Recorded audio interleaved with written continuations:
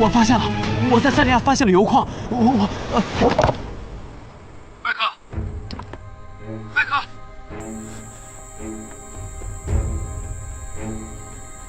麦克，还在吗？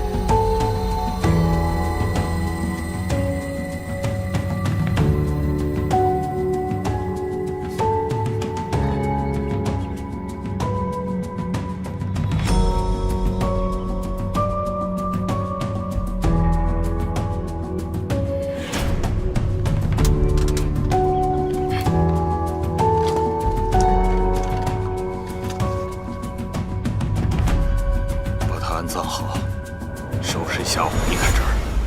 是老板。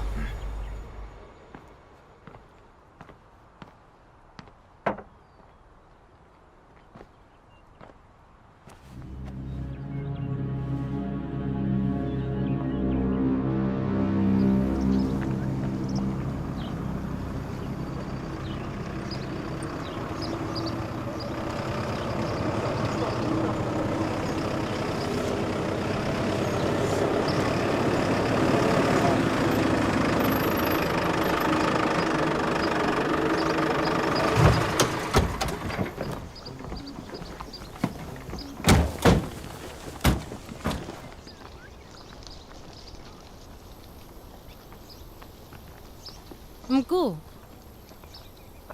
Habari Daktari Tong. Tumekuja hapa kuangalia eneo. Vipi, wagonjwa wanaendeleaje? Tumeleta baadhi ya vifaa hapa na huyu ni Jang, mshauri wetu. 酋长好， Nashukuru kukutana na wewe.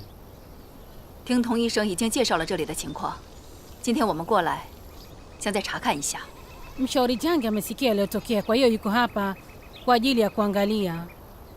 Inaonekana imekuwa mbaya zaidi jana. Tulipata wagonjwa zaidi usiku kucha. 这里的病人他们的病情越来越严重，就昨天一个晚上多了很多相同症状的病人。 跟酋长说，我们要立刻见一下病人。好。 Mkuu, tunahitaji kuwaona hao wagonjwa mara moja. Sawa, nitaandaa.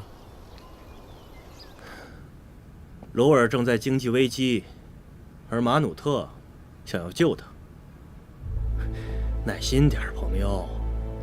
现在罗尔还有个困难在等着他，他就快撑不住了。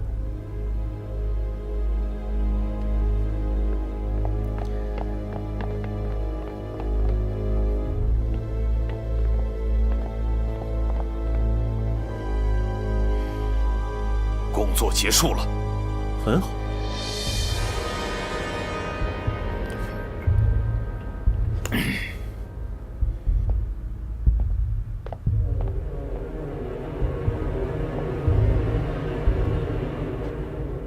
他怎么了？另一个人呢？他被毒死了。他尸体呢？我们把他埋了。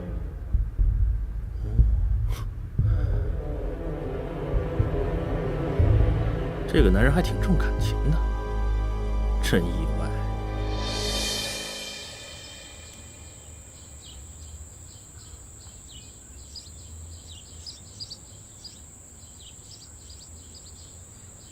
病人的溃烂加剧，呼吸道闭合，气管粘连，这绝对不是普通的疟疾。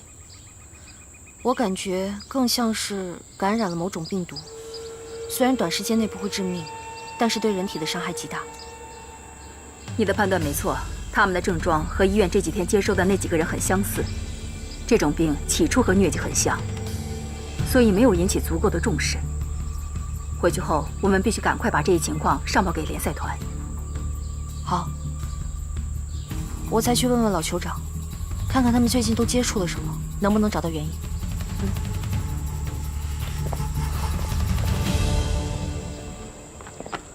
我去找一下老酋长。用我陪你吗？不用了，我自己过去就行。注意安全。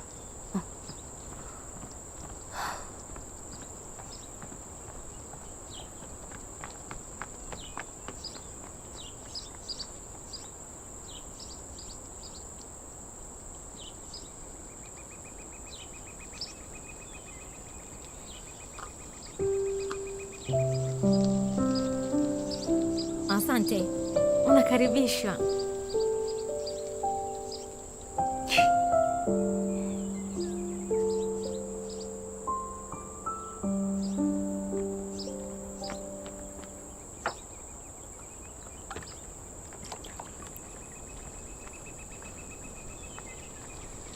哎，我说，他们怎么直接饮用生水啊？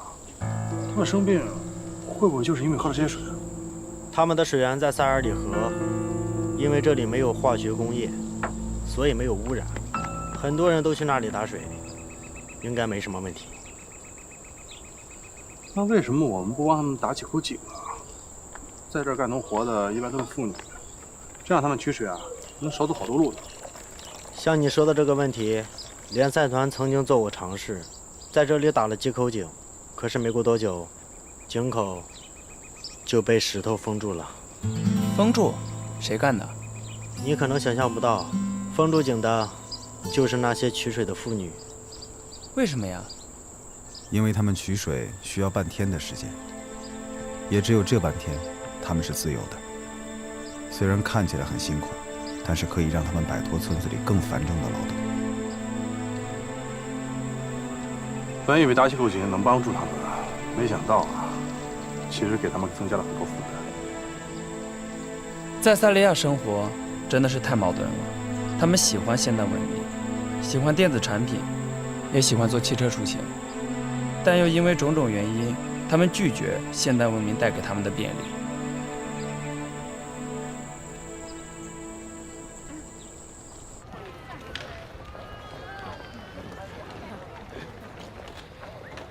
嘿，见过这些人吗？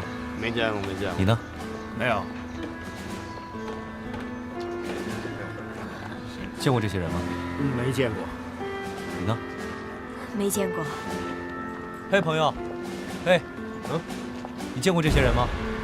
没有。你见过这些人吗？啊？你是说这两个人吗？这两个人我记得我见过。在哪儿看到的？爆炸之前，我看到他们在医院附近。你看到他时，他是一个人吗？我记得好像还有几个人。我需要你跟我们回去一趟，协助调查。好吧。先把他带回去。好，我们可以多了解一些情况。好，走吧。走。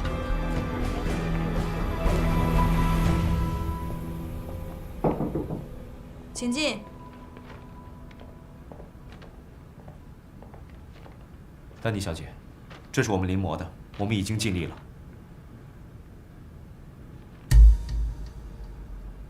也就是说，我们一直以来找的幕后主使就是他。可能性非常大，但是我们还需要进一步的调查。但是我们可以先根据这张图部署下一步的工作。这样，把画像传给国际刑警总部，让他们确认这个身份。还有，把画像也发给鲁尔一份，应该让他知道这件事。好的，知道了。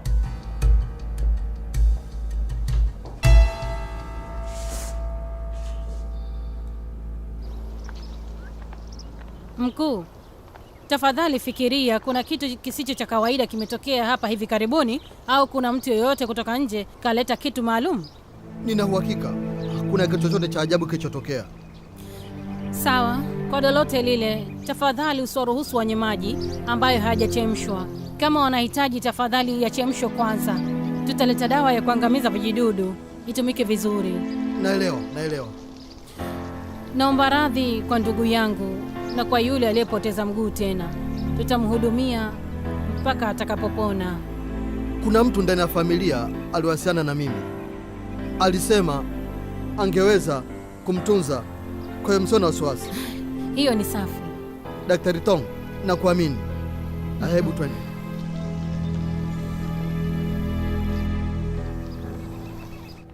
你曾经不是信誓旦旦地跟我说，油矿的事情没有人会知道吗？但这件事情，为什么现在网上开始有了消息？一切都是猜测。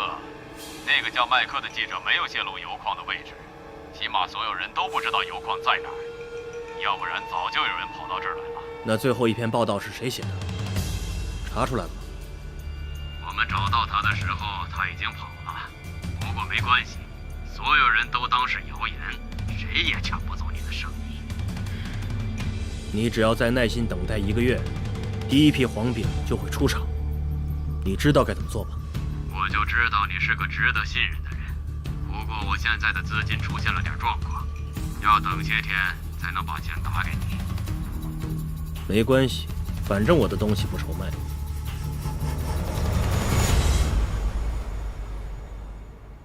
狡猾的家伙，他是想等待这一切都确认无疑之后才肯打钱。但我们要保持警惕。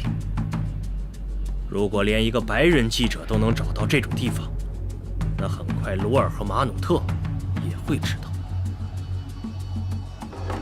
那你为什么不和他们合作？你什么意思？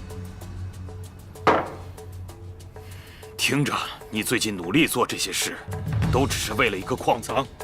你为什么不和马努特联合起来搞掉鲁尔？马努特会保护你。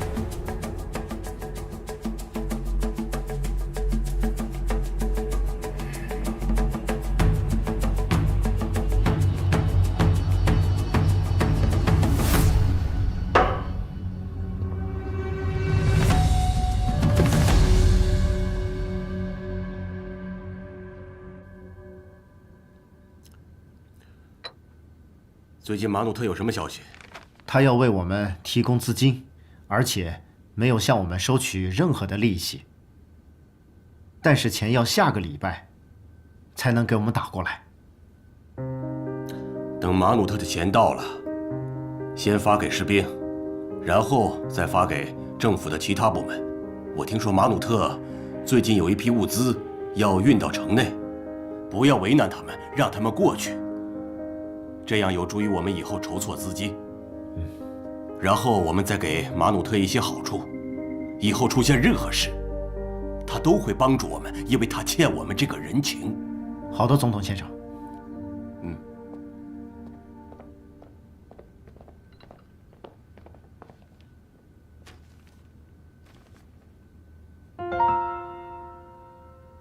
这是谁？总统先生。这是维和警察今天新发布的消息，说有关袭击医院一事已被查明，是画像上面这个白人所为。另外，总统先生，我们也查到这个白人也跟班达的绑架案有关，但是现在我们还不能确认他的真实身份。马上封锁全城，我要在城内活捉这个人，千万不能让他跑掉。我们一定要抓活的，为班达报仇。听明白了吧？是的，总统先生。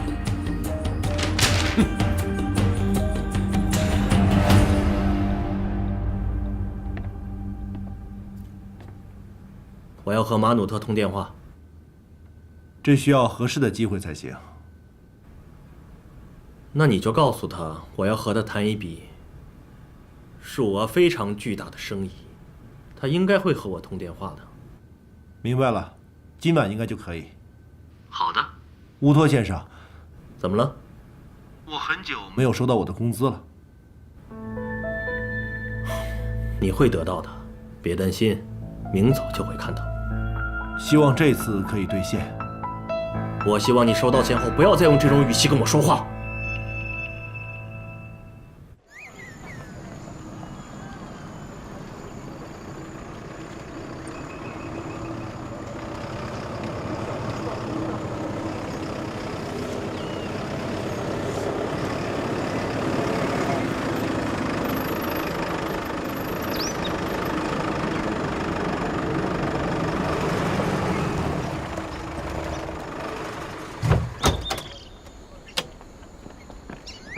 了，兄弟们，辛苦了啊！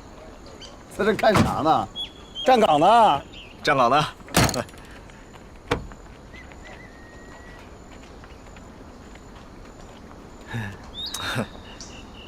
哎，什么玩意儿？哎，啊，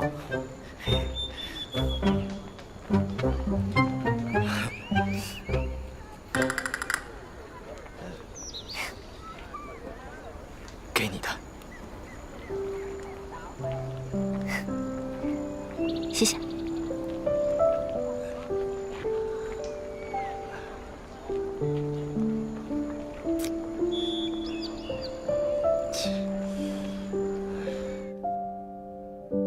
说说你的目的吧。副总统先生，我1年前去过塞利亚，我和我的勘探队在您的国家发现了一个巨大的铀矿。开采的话，保守估计可以用30年。我有所耳闻，但没想到这是真的。我们有完善的开采技术，我只用3天时间就能将设备运到。工人到位之后，我们就可以马上开工。事成之后，我们就可以分享资源了。我想这是属于塞利亚人民的财产，这件事情我一个人说了可是不算数的。我想你也知道，因为一些原因，我和鲁尔之间的内战已经打了4年时间了，这次恐怕我帮不了你。副总统先生，那我就坦诚相见，有话直说了。正是因为你们的内战，鲁尔政府的支持率已经达到了极点，所以你当选总统的可能性很大。看来你已经准备好了，继续说下去。前5年，你和我开采铀矿的利润平分，5年之后我就收手，剩下的是你的，设备也是你的。那时你已经成为了总统，整个国家就都是你的了。我必须要说，你的条件很诱人，但我还要再想一下，稍后答复你。我明白这是件大事，所以我给你时间考虑。但与此同时，我想我也会去跟鲁尔谈谈。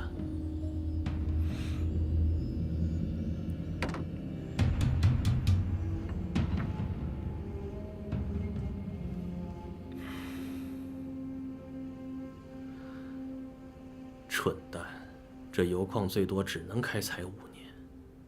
哼。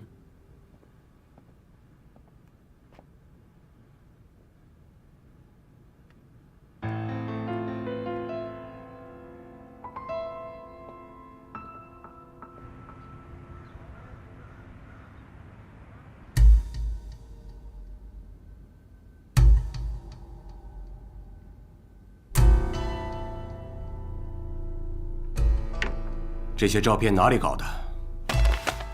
总统先生，这是昨晚一个未知的号码发过来的，我尝试打回去，但是那面一直没有接通。还跟我说不需要任何条件，原来背地里和恐怖分子交往的这么深。我是想接纳马努特，立刻切断马努特运输物资的渠道。下去吧。总统先生，我们要不要等马努特的钱打过来再封锁全城？你觉得他还会打钱过来吗？物资一到，马努特就会带人杀过来，把我们杀个片甲不留的。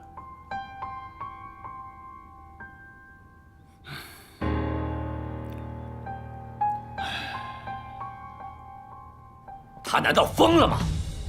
为什么不让我们的物资进丹城？那只不过是粮食和药品。不仅如此，那些人他们还试图挑衅我们。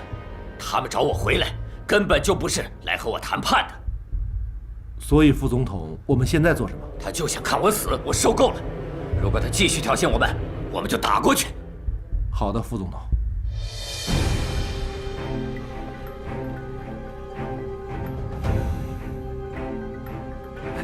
食物，食物，是啊，快！为什么不给我们食物？对啊！大家听我说，我有食物，只卖5美元。什么呀？凭什么卖这么贵啊？给我们的吧。政府发的食物根本就不够吃，大家可以买我的食物，质量很好的，我可以保证。这明明就是我们的食物，凭什么不给我们？对呀，凭什么不给我们？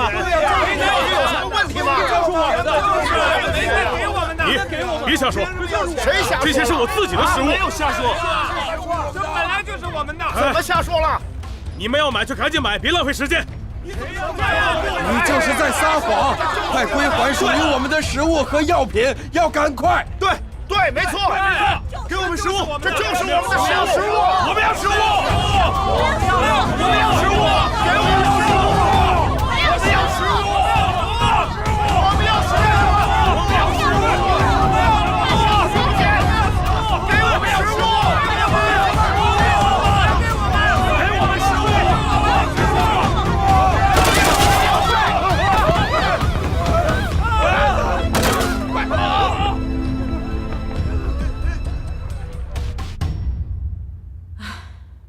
本来鲁尔和马努特都要和谈了，没想到一夜之间起了这么大的变化。不光是他们起变化，接连几天了，丹城内部发生了好几起抢夺粮食的事件，恐怕接下来还会有蔓延的趋势。可是现在丹城已经封锁了，我们的物资进不来啊！物资进不来。进不来怎么办呢？之前的医院爆炸案，我们只抢救回来一小部分粮食，剩下的一大部分都已经被大火烧毁了。物资再进不来，别说救济当地的灾民了，我们自己都需要救济。现在还能撑几天？7天。7天之内，如果物资给养再不到的话，那么各国的联合部队可能真的是要问责。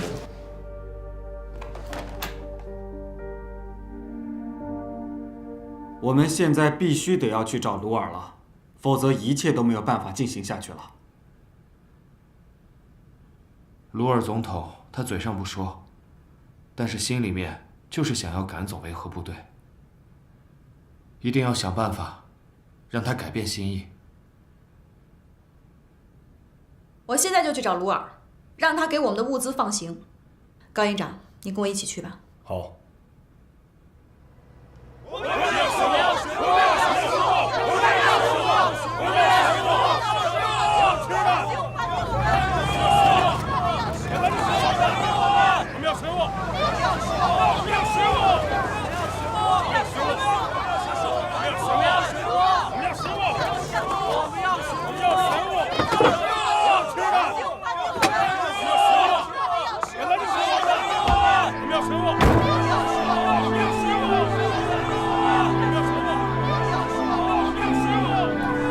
高营长，再让饥饿持续下去，这些难民早晚也会暴乱。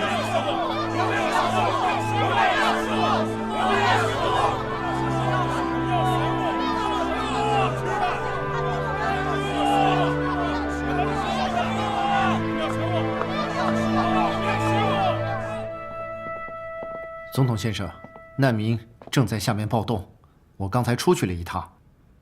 正好看见欧阳女士和高印长，他们想要见你。来干嘛？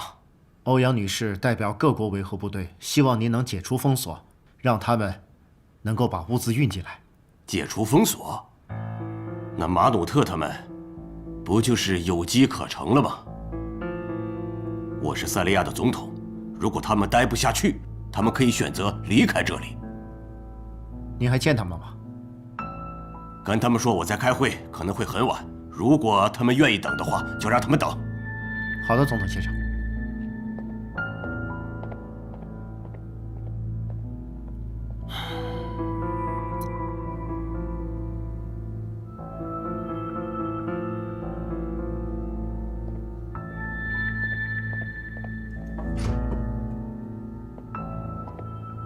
高营长、欧阳女士，总统现在正在开会。你们可能需要等很长的时间。没关系，我们可以等。好吧，等他有空了，我会告诉你们的。谢谢。不客气。他应该不想见我们。这不已经给出答案了吗？这位总统先生啊，既要封锁丹城，还不想得罪联合国，这等于说把选择交给了咱们，还是希望咱们能够知难而退。那他就错了，我们只会知难而进。没错，欧阳女士，我跟您一起在这恭候总统先生。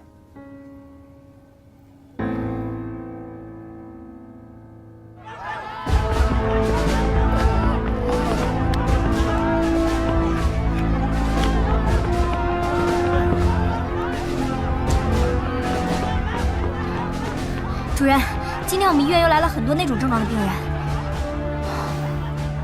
我看了，他们的症状和鹤鸣部落那些病人的症状很像，我们得赶紧通知国际红十字会，尽快搞清楚发病原因。童医生，把这次的样本和鹤鸣部落的样本一起送到邻国去化验。好的，院长。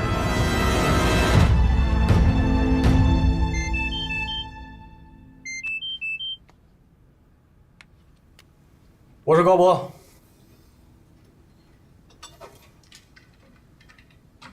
哎呀，太好了！好，我明白，解决大问题了，真的。好，我明白。好，那先这样，哎，高女士，刚刚得到的消息，丹城的一家中资企业愿意无条件的提供我们1卡车的物资。太好了！可是丹城封锁，以现在的形势，这1整车的物资太显眼了，政府局不会允许我们进入丹城的。更何况，我们现在也派不出更多的人手去保护这批物资了。困难确实有，但是有物资总比没有强啊。没错。这些是联赛团的人吗？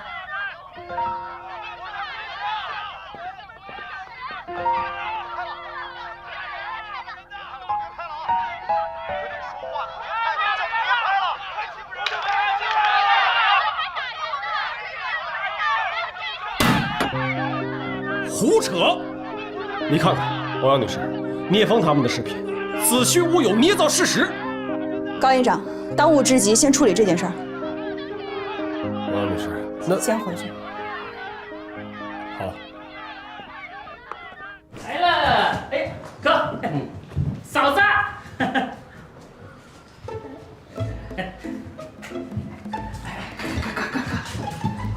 赶快准备点菜啊！来，放心。你俩嘀咕什么呢？没嘀咕什么，就是说让他好好备2个菜，我一会儿去炒啊。你坐会儿，我炒完菜就过来。你也坐会儿吧，跟我聊会儿天儿。好，这事儿可以哦。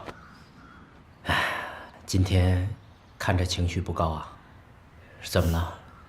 丹城又要封城？和鹿儿谈怎么样？顺利吗？你怎么知道我去找鹿儿了？我今天出去买菜的时候，看见你的车往那个方向去了。回来的时候，我看见纳达尔了。就是马努特他老婆，是吧？他还是不愿意回去。你怎么什么都知道？保镖说的。我看着纳达尔的背影，我就有点心酸。你说他有家不能回，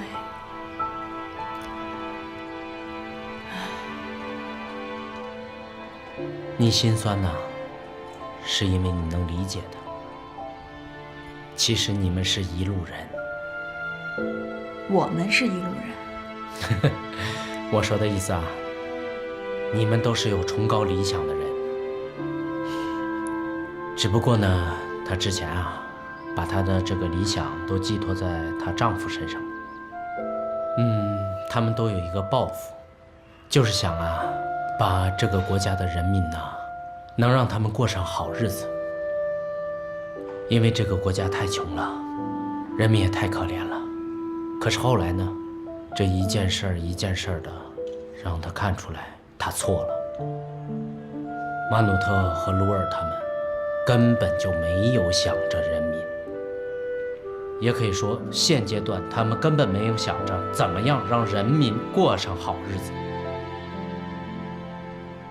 所以啊，她灰心了。她认为啊，她丈夫跟鲁尔，他们呢只想着自己的政治抱负，只想能掌握最高的权力。她现在有家不能回，因为她的理想没了，对吗？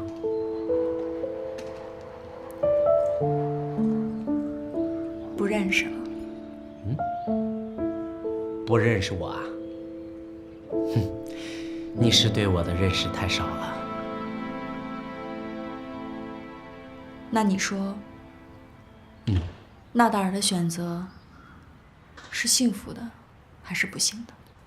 说实话，我还真不知道。就像我不知道你现在的选择，最终你会有什么样的感受一样。但是啊，有一点我可以肯定，我比马努特幸福。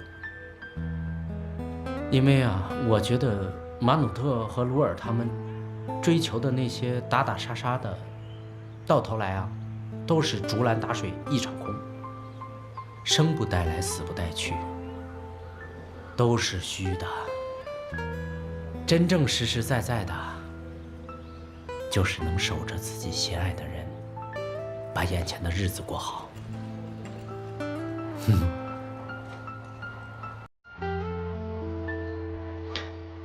丹娘，我跟你说，我现在啊，想明白了。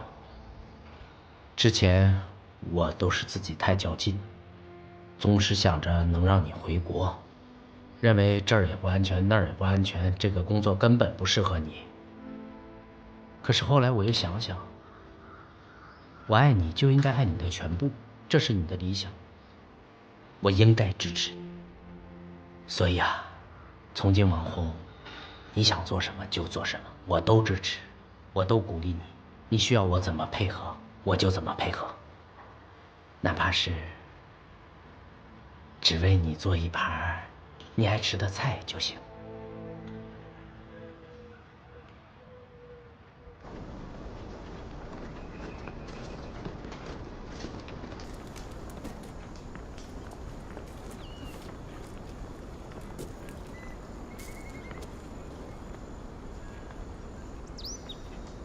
指导员，我听炊事班说，怎么可能要断粮了？我也听说了，咱们的物资早就到塞利亚了，只是那个鲁尔一直不肯放行。哦，对了，我还听说，中资企业给我们带了一份来自国内的重要礼物。什么礼物啊？哼，你猜你肯定猜不到，一会儿你们就知道了。老聂，坐那想什么呢？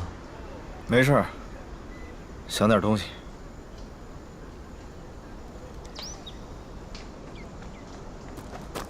聂队长，云长叫你过去一趟。哦，我正好找他们还有点事儿呢。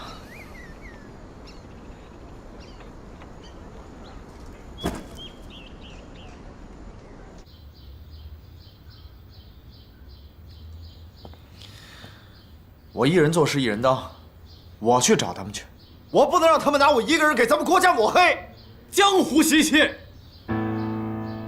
聂风，你能不能成熟点？你能不能做事考虑一下后果？我考虑后果，我接受，我什么都接受，但是我不能让他们胡说。站住！回来！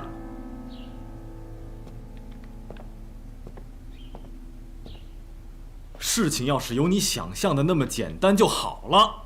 联合国、联赛团会怎么做？啊？一定会让我们把你遣送回国。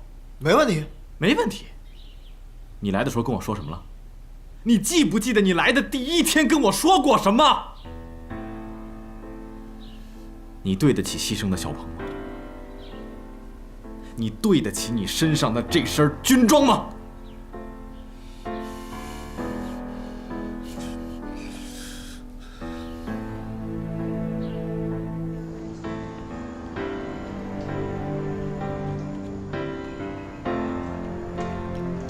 指导员，你说营长把队长叫走了，不会是因为之前队长打了那个记者，要处分他吧？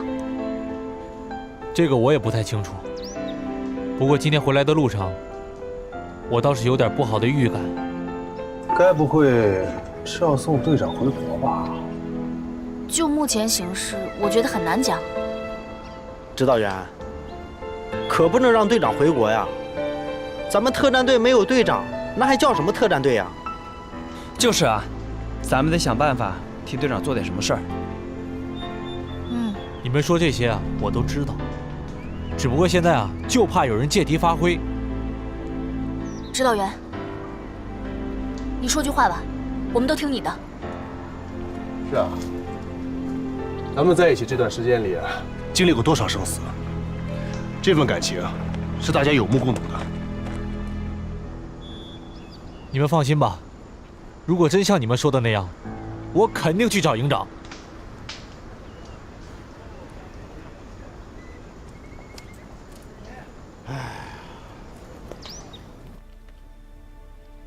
聂风啊，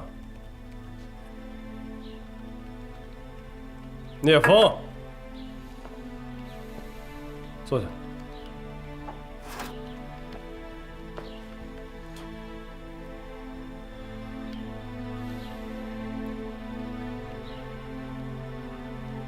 小鹏牺牲以后啊，我和教导员都立了军令状，要把咱们步兵营所有的战士，完完全全一个不能少的全都带回去。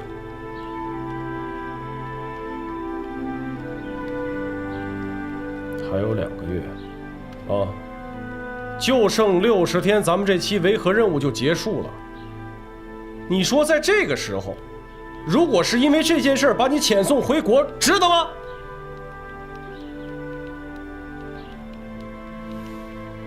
你看看你现在的样子，特战队队长，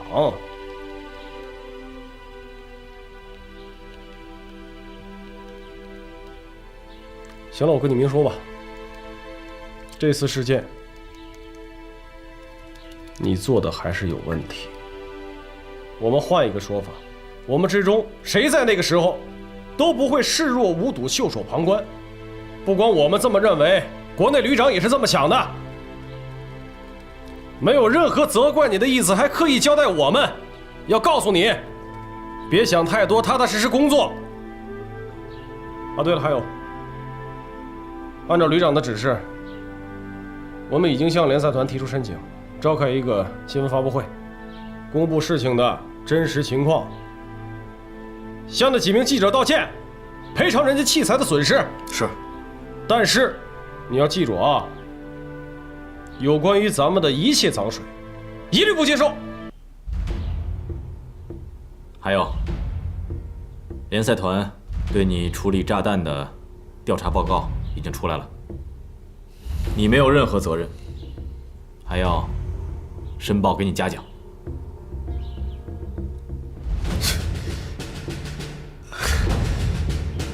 笑什么？啊？那我就可以官复原职啊！我说你蹬鼻子上脸是吧？啊，行，你要再这样下去，官复原职不可能啊！不是，营长，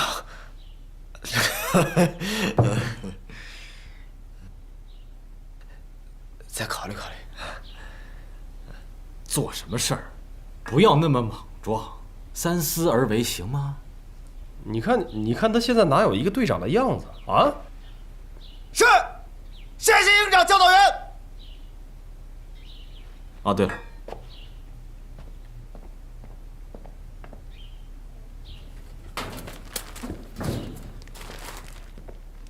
这个给兄弟们分分啊，这段时间你们辛苦了。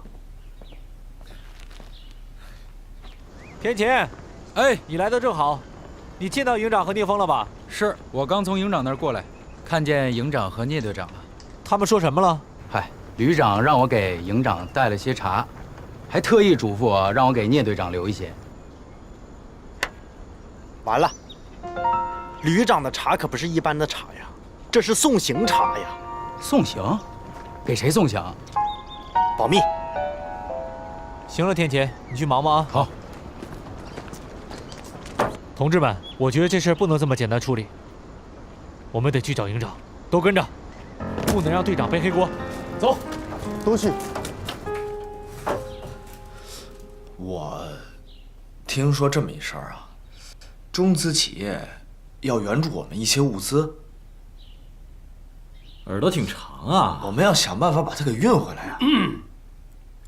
你说的事儿，我们俩还发愁来着。你说现在丹城一片混乱，局势这么紧张，而且联赛团呢又派不出多余的人手帮助咱，那么多的物资，还是有困难，怎么办呢？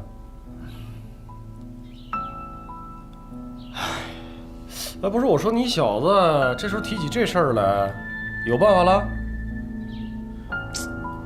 你看看，我在琢磨呢。说，营长，像你说的，现在丹城的局势特别混乱，我们营要想执行此次运输任务，就得特别小心。我建议，我们化整为零，分期分批次，用步战车和猛士把这批物资给运回来。蚂蚁搬家。行啊啊！嗨，我跟你说，还是他，鬼点子多。哎，不错。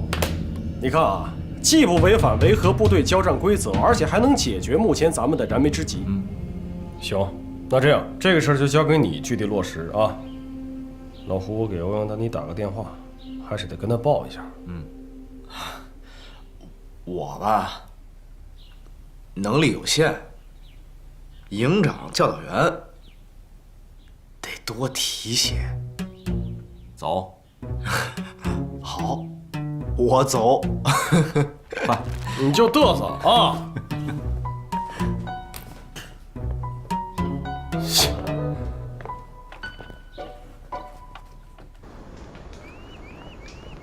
怎么样了？营长、教导员让我走了。真让你回国啊？他们也太过分了吧！是啊，这就决定了。老聂，你别着急。如果他们真让你回国的话，我陪你一起回去。我现在就找营长去。哎，老毕，什么时候都得沉住气，别太意气用事。但是我确实挺感谢你们，我让你们担心了。这不废话吗？别着急，沉住气。营长、教导员让我走，不是让我回国，是让我回宿舍收拾收拾，恢复原职。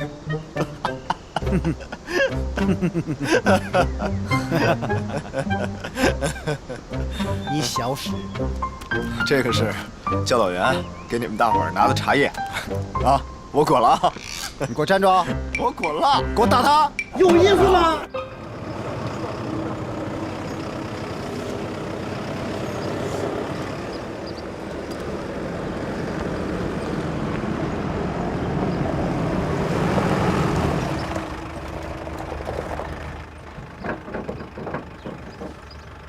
你们去做什么？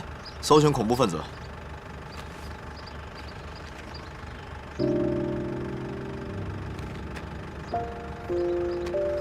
可以走了。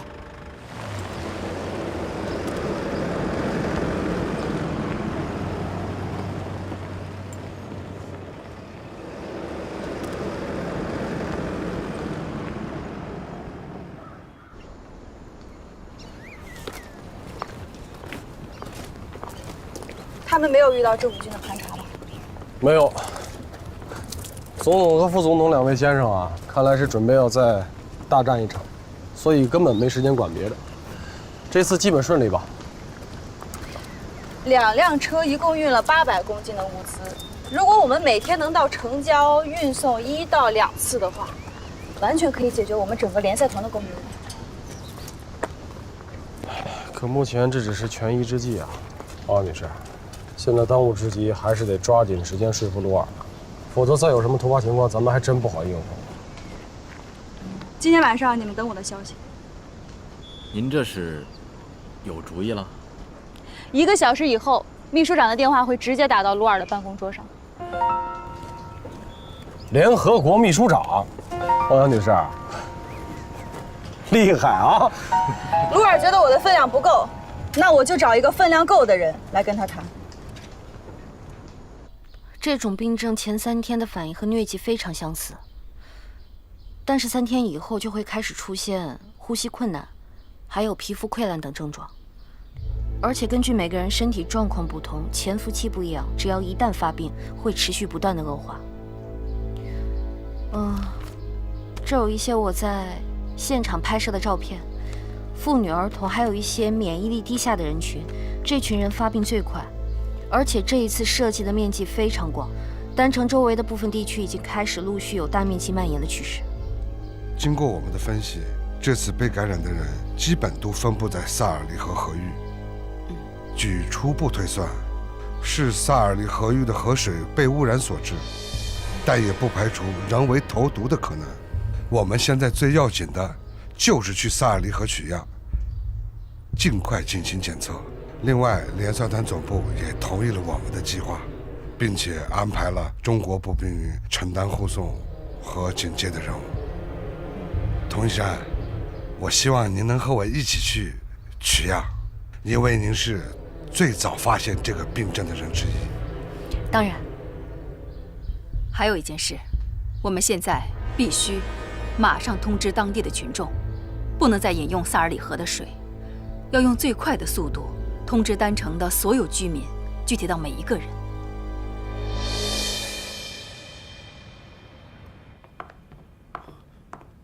欧阳小姐，你去哪儿？去找你们总统。总统正在开会，您需要等一下。不要跟我说这些外交辞令。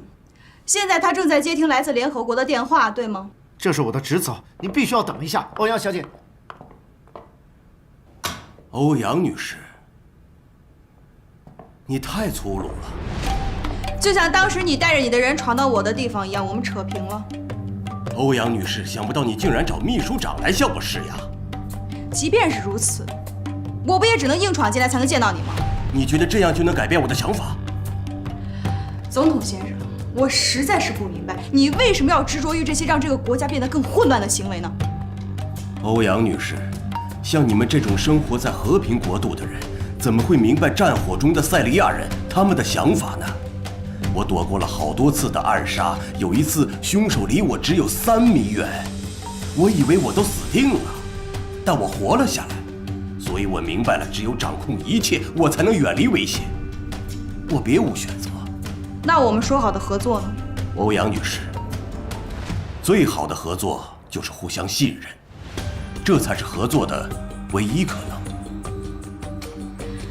总统先生，你经历的几次生死经历我都了解。如果当时不是你动用军队夺权的话，现在也不会遭受这么多的非议。可是，如果你觉得信任这个词很陌生的话，那我有足够的耐心可以陪您从第1个字母认识。但是如果你仍是以这种多疑的态度看待一切的话，那我们什么样的信任都建立不了。欧阳女士，请回吧。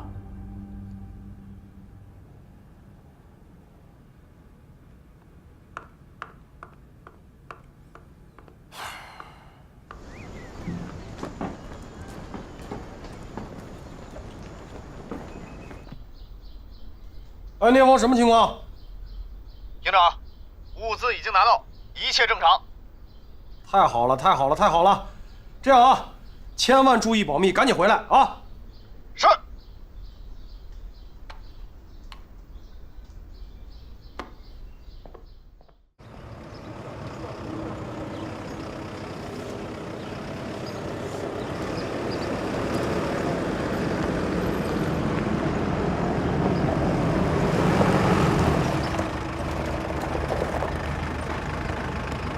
放行。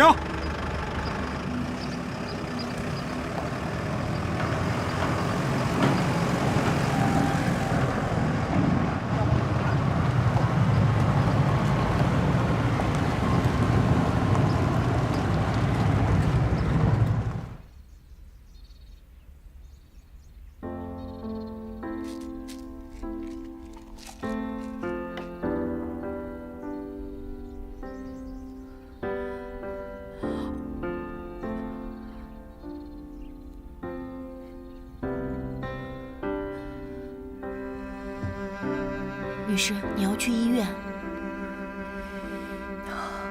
我没事，就是疟疾，我过几天就好了。女士，让我告诉副总统吧，让他带你去最好的医院。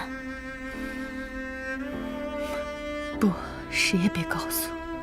我之前说过，我和马努特要是再见面，就是生离死别。我根本不怕死。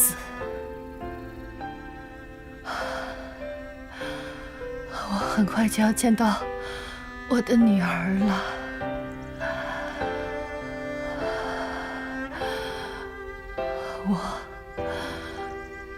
我非常想她。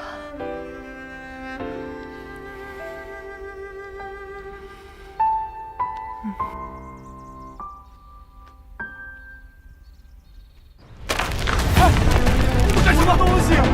放下！不能拿！不要拿了！不能抢！干什么拿？不要干什么？不能！不可以拿！让我拿呀！让我！聂风，聂风，营长收到。是这样啊，丹城东南方向的统一超市遭受恐怖分子袭击，联赛团维和警察部那边请求我们立刻增援，你抓紧时间带队前去营救，切记一定要遵守维和原则。是，营长。注意安全。是，营长。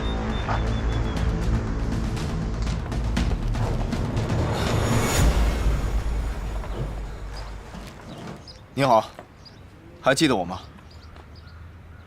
我们是中国维和步兵营的，你没事吧？唉，我没事，但是我的商店有事，他们抢光了我的食品，然后全都跑掉了。帮他们收拾一下。有什么贵重物品被抢了？幸运的是，他们并没有抢钱，我想这是不幸中的万幸了。那你这是要歇业了吗？可能吧，现在什么也做不了，只能回家了。等我打包好所有的东西，我就走。哦，等一下，等一下，等一下啊！这些给你们，这些。不行不行，这可不行，老板。老板。啊，没事，你拿着吧。拿着这个这些都拿我们不能收。这个你听我说啊，我们中国军人是有纪律的，不拿群众一针一线。谢谢你。不，没事没事，你们尽管拿，反正留下来我也没有什么用了。不行，绝对不行。老板，要不这样吧，我们买下来，一来呢省得搬运麻烦，二来可以补充给养。队长，你觉得呢？好，子南说的对。这样吧，咱们大伙儿凑凑身上的钱，看看够不够，把东西都买了，怎么样？没意见，没问题。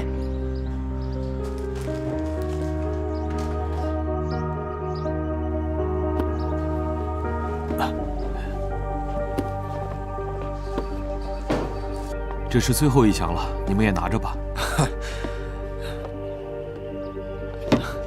好的，谢谢你。不，应该谢谢你，谢谢。再见。再见，非常感谢啊，再见。营长，我们现在去萨尔里河取水样，但是被政府军的人给拦下来了。请你放心，我们是在执行联赛团的紧急任务，我们要到萨尔里河取水样检验。对不起，没有出城文件，谁也不能离开丹城。不好意思，请回去吧。这可是关系到很多人的性命。梅尔森先生，刚刚联赛团的人已经联系过了，他们说现在整个丹城都已经被封锁了，连一只鸟都飞不出去。不行，我们马上去找欧阳女士，必须拿到通行证。走。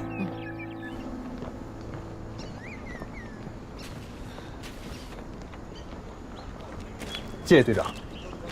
剩下的能吃的全部都入库。欧阳女士，童医生和梅尔森出事被拦截了，我们得想个办法，看看怎么解决。恐怕明天出城会出现问题了。这次比以往更麻烦一些。队长，你放心，明天一定会好起来的。注意安全。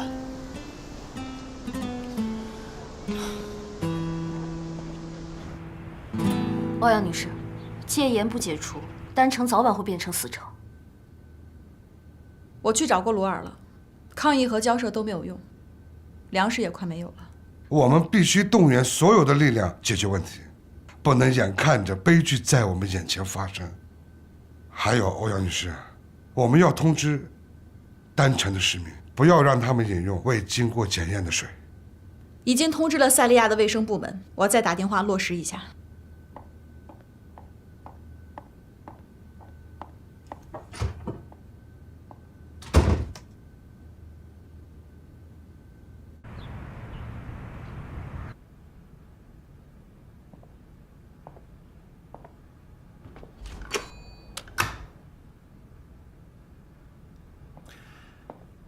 那些闹事的人还没离开吗？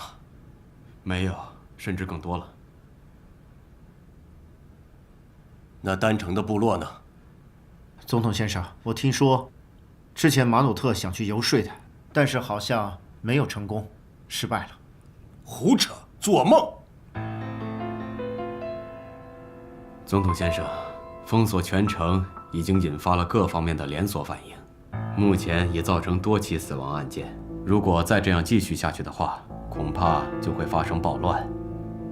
总统先生，我们不能让马努特钻了空子，让他借此机会扩充自己的实力，一定要想个办法压制住马努特。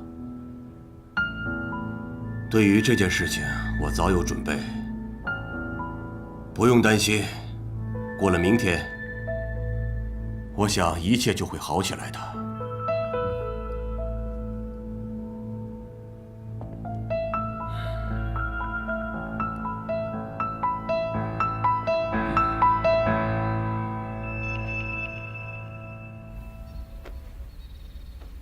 纳达尔女士，纳达尔女士，快醒醒！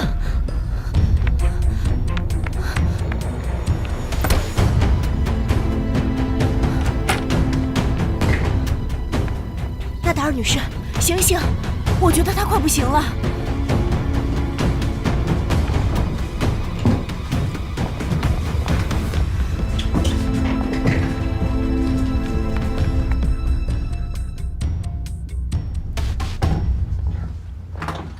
副总统，我们在丹城的部队已经和政府军交上火了。是这样的，由于城内断粮了，我们担心会发生骚乱。今天晚上我们先护送您出城。纳达尔怎么样了？我让人去接他了，不必担心。你现在把他护送到联赛团，请欧阳女士帮忙照顾他。是的，马上去办。副总统，我们的粮食和钱都不多了，所以你去联系那个叫乌托的商人，就说我要见他。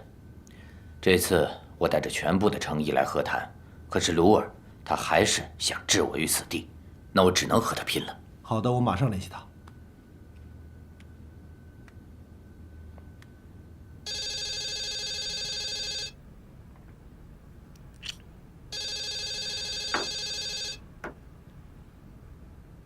您好，是乌托先生吗？我知道你会打给我。副总统先生想跟您谈一谈。乌托先生你好。副总统阁下，请称呼我马努特。你也知道，现在局势混乱，所以我必须做出反击，这样才能稳定住局面。如果你同意，我们可以签署一份。等一下，怎么了？马努特？什么？我马上过来。副总统先生怎么了？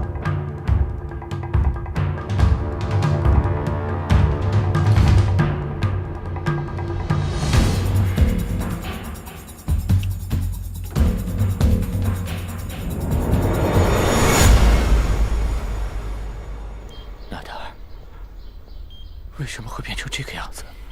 我也不知道，可能是在惩罚我。该受惩罚的那个人，应该是我。现在轮到我了，这就是对你最严厉的惩罚。娜达尔，这都是我的错，我不应该把你留在这个地方，让你一个人。亲爱的，这都是我的错。为什么？你就是不明白呢？我不怕死亡。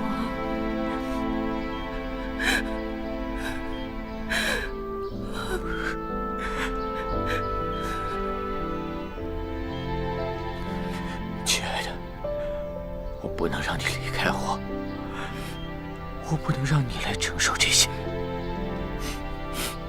为什么要带走我们的女儿？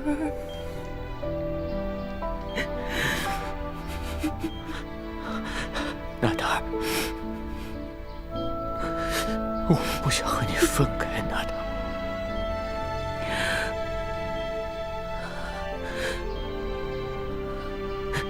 娜达尔，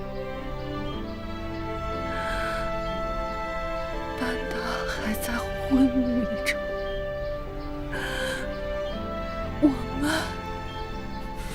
我们还有资格能够坐在这个温暖的地方，等待和平的那一天吗？在我的心里，我最想看到的就是塞利亚人民的和平。我想看见街道上无忧无虑的人群，没有伤害，没有死亡。这是我的梦想。我好想回到你身边，回到我们以前的日子。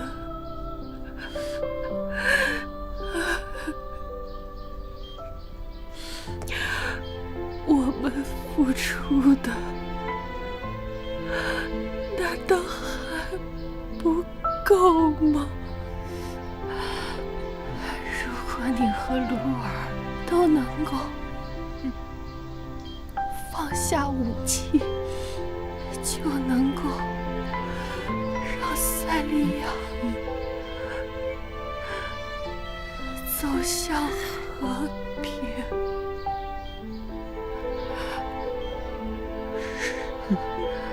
亲爱的，不要哭。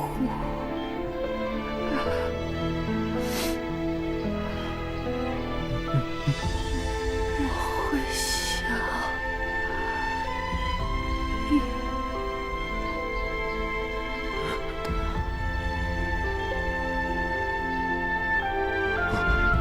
不，娜达尔，娜达尔，娜达尔，求求你别走！我答应你，我答应你，求求你跟我说说话，跟我说说话，娜达尔。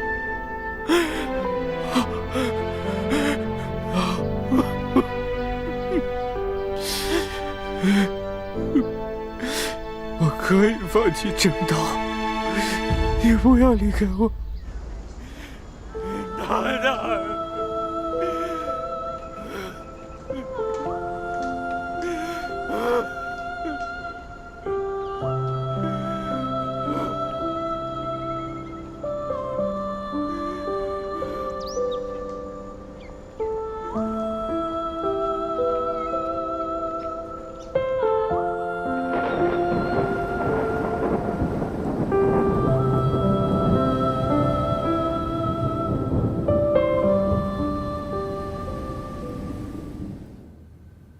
副总统可以开始演讲了。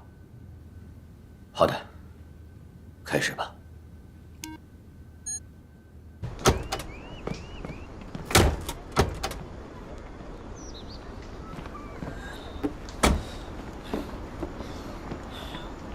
我们给沙克凑了点吃的，等看见他的时候给他。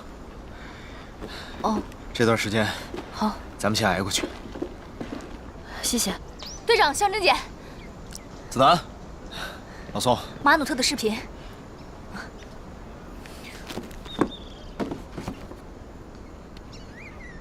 大家好，我想对你们说，就在几个小时前，我还在想着怎么对付鲁尔，想要和他决一死战。可是，我的妻子纳达尔就在几个小时之前永远地离开了我。不管怎样，我跟鲁尔的战斗结束了。我只想告诉你们，我有多爱我的妻子纳达尔。她是我这辈子最珍惜的一个人，她是我所有的希望。她把她的一切都献给了我和苦难的塞利亚。她像一个普普通通的母亲一样，去了另一个世界，陪伴我们的女儿。在这里，我只想告诉大家，我们的内战结束了。现在，我愿意放弃一切，只为给我们的人民和国家带来久违的和平。上帝保佑你们。正如我们所希望的，马努特和鲁尔之间旷日持久的争端，现在因为马努特的退出，让和平出现了曙光。所有塞利亚人都在为马努特欢呼，他才是塞利亚的真正领袖。这个混蛋！他想利用舆论让我变成塞利亚的罪人。我们要重新组织力量，对他进行反击。这个混蛋！总统先生，现在我们不只要对抗马努特，就连支持我们的势力都已经动摇了。现在是我们挽回局面的最好时机了。这我知道，全塞利亚和联赛团都时刻在关注着我。我们必须要尽快转移大家的视线，马上解决水源污染的问题，解除对丹城的戒严，对外宣布我要和马努特和谈。好的，总统先生。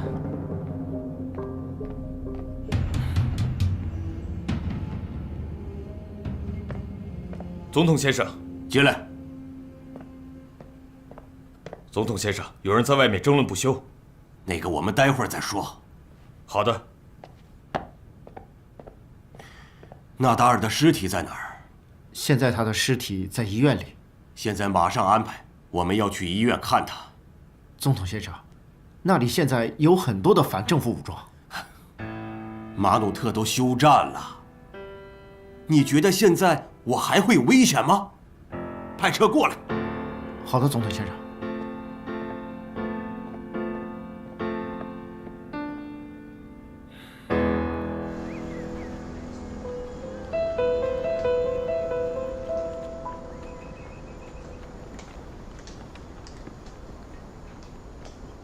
我很抱歉，你失去了你的爱人。如果没有这场内战，他们都不会死。你就是个懦夫！拿起武器，我们就在这儿面对面1对1的较量。把枪给我，给我，我给你机会杀我，就现在，马上！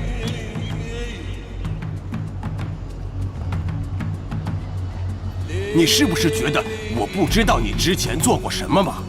你要为纳达尔的死负责。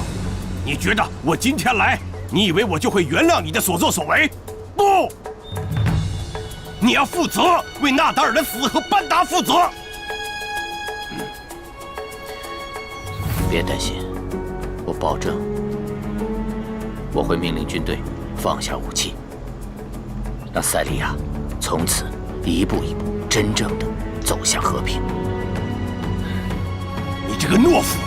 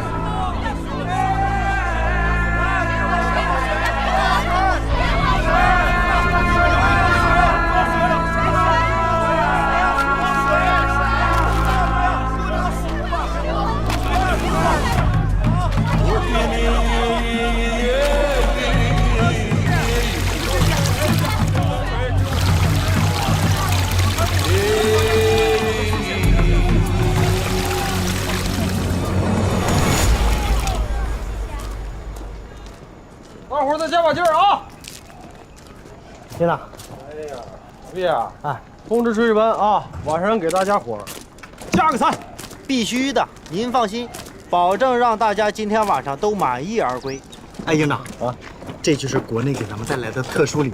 啥礼物？这样，我给你装上一个啊。小马劲儿啊！哎，你别说啊，这电影拍的不错呀。起立！营长教导员，有任务了。不好意思啊，同志们，打扰了你们的娱乐时间。是这样的，最新消息，现在政府军刚刚解除了对丹城的全面封锁。联赛团决定立刻派工作人员前往萨尔里河最上游，对河水进行取样。聂风、建成，你们特战队的任务是15分钟以后出发，保护前去取水样的工作人员。啊，注意事项我就不多说了，你们都是老同志，就2点：第一，任何人不许受伤；第二，河水取样必须顺顺利利的给我带回来。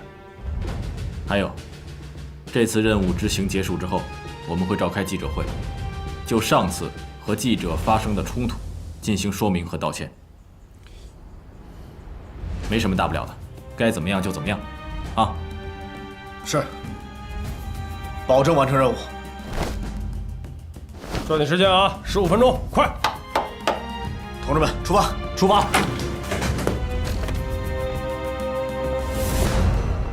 兄弟们，检查好装备啊！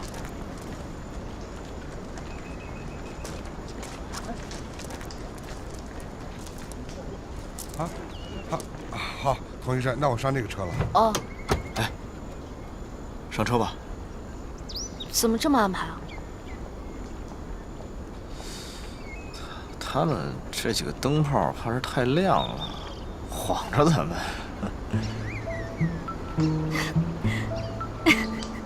哦，上车。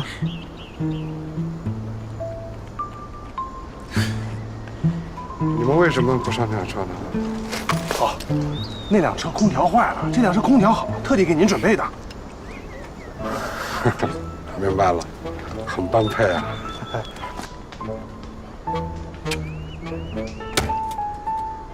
同志们，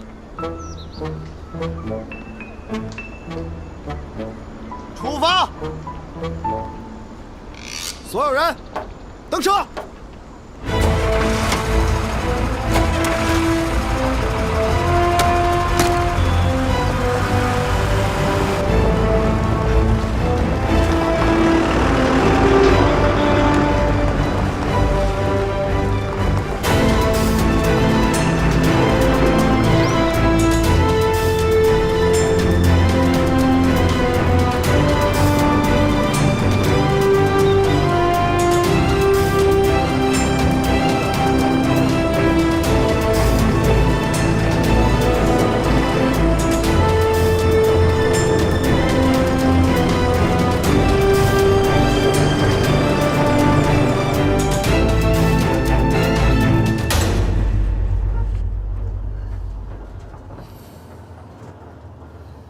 你怎么了？心情不好？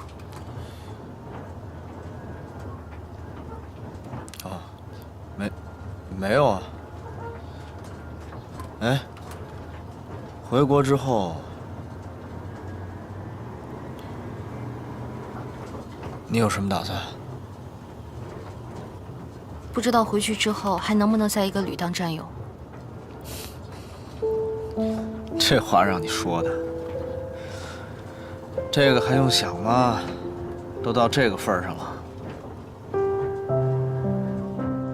还有什么影响？话是这么说，但是还是会有很多现实的问题啊。是，有的时候呢，我也会想，什么事儿会发生，这个问题该怎么解决？但是想来想去呢，都是空想。还是那句话，路一步步走，饭一口口吃。你说是这样吗？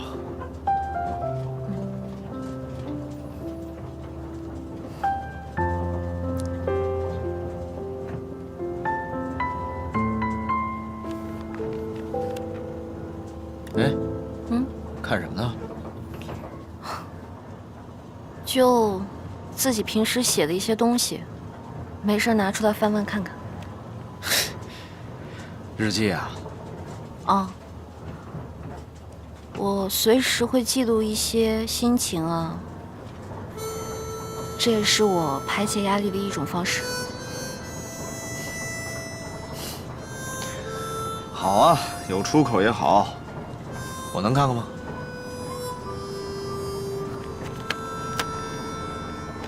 给。个人隐私还随便让人看？行，攒着，回国一块儿看。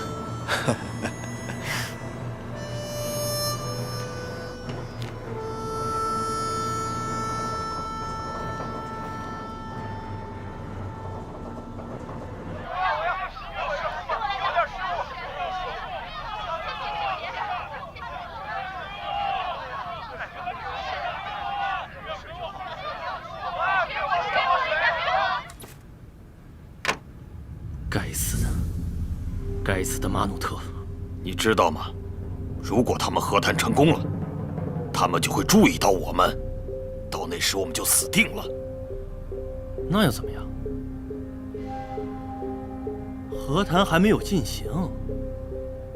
我告诉你，上校，我们是在同一条船上的，谁都跑不掉，谁都跑不掉。我才不怕什么通缉！全世界多少人想置我于死地，我不是依然健在吗？至于你，我的朋友，你的油矿一旦出现问题，你就会完蛋，你就再也翻不了身了。完蛋？你怎么知道的？你忘了我是干哪行的了吗？我的工作就是知道别人做什么，并且了解老板的心思。上校，这么大规模的中毒，我100%的肯定他们不可能查到试剂的成分，即便弄清楚了，他们也挽救不了这个危机。你记住我说的，到时候我会用鲜血，还有子弹，去毁掉整个和谈现场，没有人能够幸免。明白了吗？明白。很好。